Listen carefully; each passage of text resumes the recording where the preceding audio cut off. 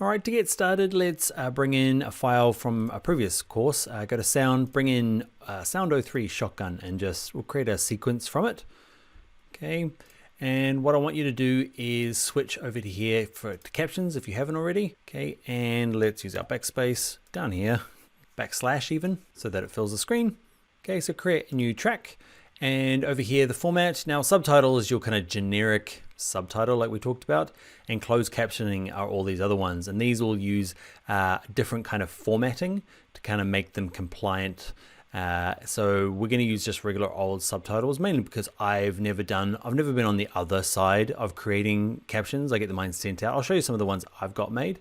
Okay, but subtitles is a nice generic one to start with. Let's click OK. Now, basically, yeah, have your timeline selected. And what you'll add a new subtitle. I'm going to listen to this a little bit and type it in. You don't have to watch. I'll speed this up. All right, so my grammar is probably terrible, but you get the idea.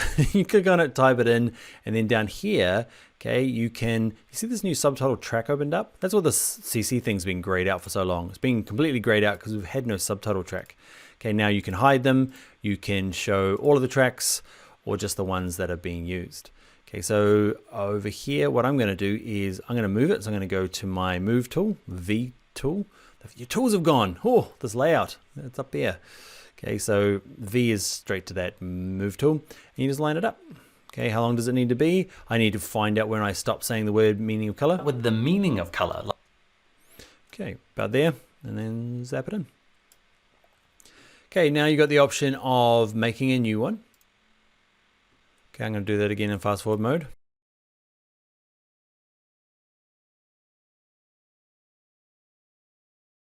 All right, so you saw me typing there. Got lucky with psychology. Oh, what happened to that? Where did he go? Did you notice that it just disappeared? That was weird. Did I hit undo by mistake? Redo. Come back, that text. Yeah, it's there, but it's not there. Oh, that's weird.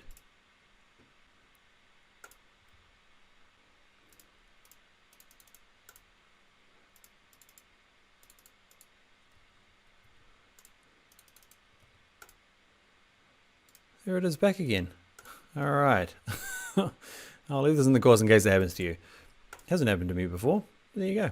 Oh, I copied and pasted it from over here and then it reappeared. Weird. So you can keep adding, obviously, with the different time codes. You can drag it out or you can type it in. One thing you can do, though, see that you can split caption and merge caption. So sometimes you might be just typing it out a lot more than what you need. So what you can do is double click it. Okay, actually you don't have to double click it. Okay, just have it selected and you can split that caption and decide that actually I'm going to break that bit off there. Okay, and this bit here doesn't need this bit here. Okay, and you can see it's kind of break it off into its own caption, and it's to do with the timing, right, of like when this all appears. Got a weird return in the top there. The other one is merging captions. Okay, you can hold shift and click a couple of them and squish them back together. Okay, now styling them. Okay, let's style this. Actually, I'm going to undo it, so I've got 3. Okay, you can select them all and style them at once using the Essential Graphics panel edit. Okay, or just click one of them. I'm going to do one of them because I want to show you another little trick. So let's click on this first one, pick your font. You might be corporate, your accessibility plan might include a font. Okay, let's say we're using Roboto Medium for ours. And yeah, then you go and style it. I'm not going to spend a long time. Things that are kind of useful, can you see the little zone for linking them? Okay, you can position them in different parts. You'd be the first one. Is that just me? They're always in the middle.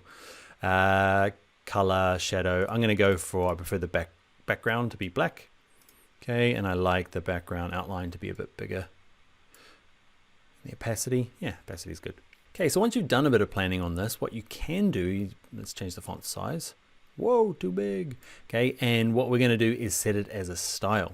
So go up to here, it says track style. We can create a style. It's going to use whatever you've got selected over here. Okay, so let's call this one CC's for bring your own laptop.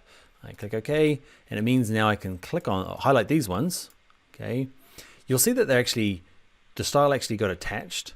Okay, because we've only got one style. It's gone through and done it for us automatically. But let's say that we've gone and changed it. Okay, or working on another document. Okay, we can select on it and say, you, my friend, are not none, you are bringing laptop CC style. Now the one thing with these is that it's not permanent. That style there won't be in your next project. But alas, but don't worry. Okay, you can remember in the earlier video when we were looking at the essential graphics panel when we made styles, where did they end up? You know it, right there. Look, my CC being your laptop. So I can do a couple of things. I can copy and paste it. So I can go select it. I'm going Command C on a Mac, Control C on a PC, go to new project, untitled, bad. Okay, and I can make, let's add a new sequence. And in here, I can hit paste. Can you see there's my CC style?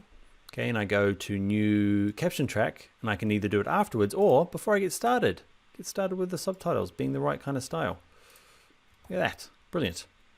With styles though, if you are sharing them with others, okay, you can right click them and go to export text styles, so it's an actual file.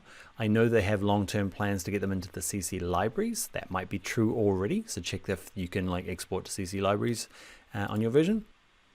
Last couple of things is, let's go back to this first one here, as you can search. Okay, so you're gonna have a lot. Mine's only very short, obviously, but you can obviously have a lot. So we're looking for everything that has theory. Okay, you can see it's highlighted it. You can move forward, back. You can replace it. Okay, if, like say we decide that color is no longer going to be spelt that way. Okay, wrong market. So we're going to go replace with color. Replace all. Nice. So you do get to a point now and you needed this out of here. Okay, it's great because you're gonna, we'll export it in a little bit with our CC's kind of part of it. Okay, but let's say you just want to get it out for transcription, you know, like we saw at the beginning there. You can go to this and say, let's export to text file. So let's do this one. I'll stick mine on my desktop. It's getting messy. Actually click on it. So I'm gonna do a color theory text file, and I'll do an SRT file. If you've never used an SRT file, it's a very common like interchangeable subtitling format. That's how I get all my formatting done. So if I get like the Hindi one done or the English one done, our subtitler Larry, he'll send it to us in SRT format, and that allows us to import it into the footage afterwards. Okay, so he does this in a separate program. He doesn't use Premiere Pro. He uses a proper like transcribing software. This is a bit cumbersome if you've used one of those other bits of software. It's fine for short things, but for long things, there are better programs to do and create captions. Okay, and you can export the SRT file, and that's something you can share with somebody else to bring in as closed captioning. Let's just have a look at them. Actually, the SRT file is not readable.